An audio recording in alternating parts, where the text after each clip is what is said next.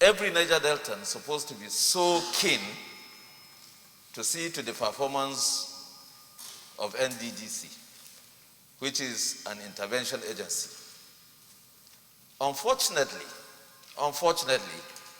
those that were opportune to uplift their people are the ones putting their own to the marriage of poverty that they are today.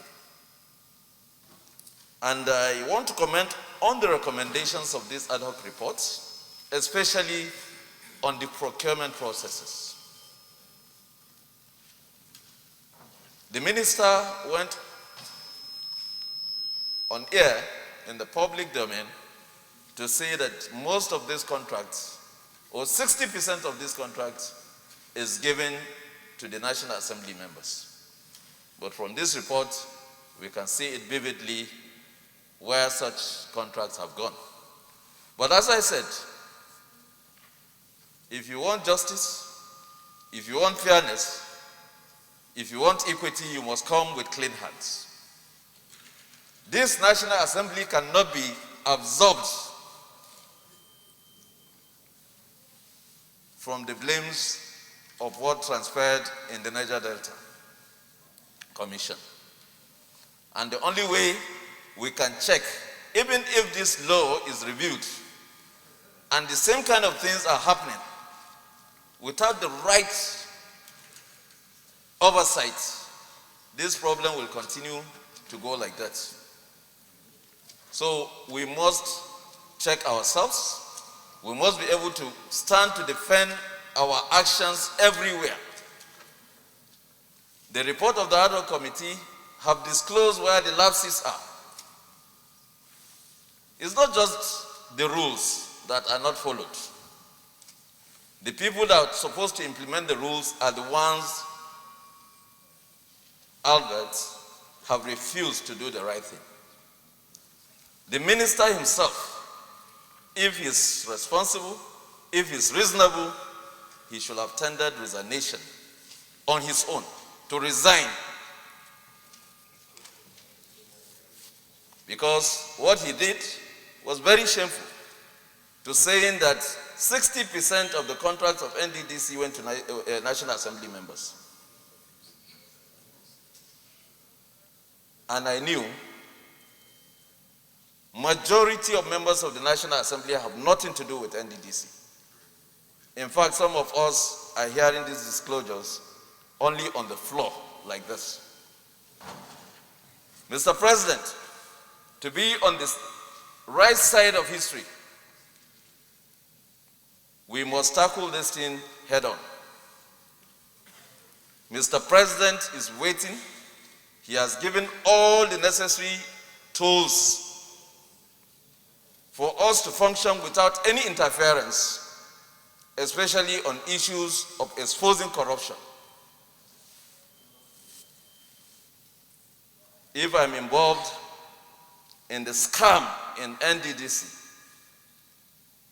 I will not be ashamed to show myself as one in order to make it right, because it has been exposed.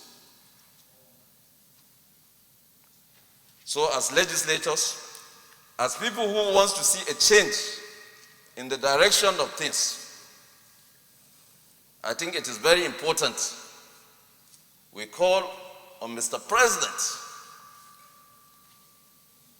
to look at the composition or the issue of giving NDDC a permanent board, pending whatever review that will come. And upon that, I think if the presidency will take it upon itself to take over the supervision of NDDC, it will be much better. Because today, NDDC, to me, is not just an agency, but is an avenue or a treasury where whoever happens to be there will be able to take his own part and leave. The Interim Management Committee, with all their drama, they have not only shamed the people of Niger Delta, but they shamed Nigerians. Because I have seen the caption of what transpired at the House of Representatives on international media.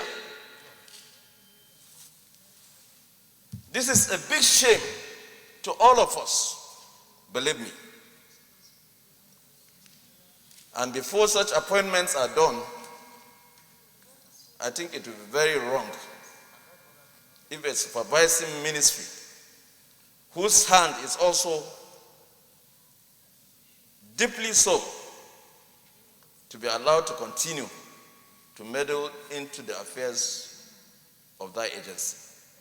That is my submission, Mr. President. Senator Sirajuddin Ajuft. In the act, there is a limit to what you can spend if your budget is not approved.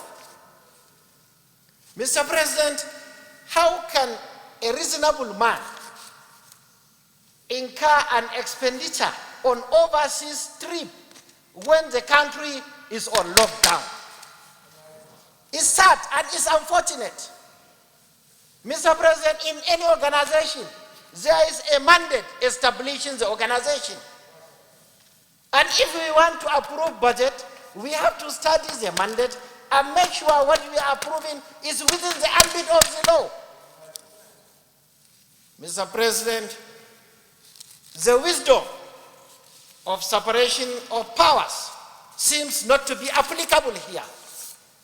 The National Assembly is supposed to check the excesses of the executive.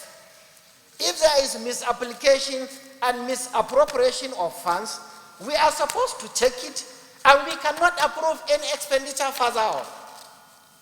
I can remember during the lockdown, one MDA was spending hundreds of millions on daily basis to feed school-grown children at home.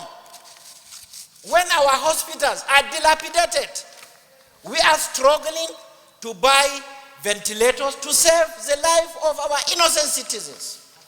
And somebody is incurring expenditure on foreign trip. Mr. President, this report have to be studied, executed to the letter. And I want to advise all our committees that we have to be very, very serious on our oversight. The lapses on our committee is responsible for this recklessness.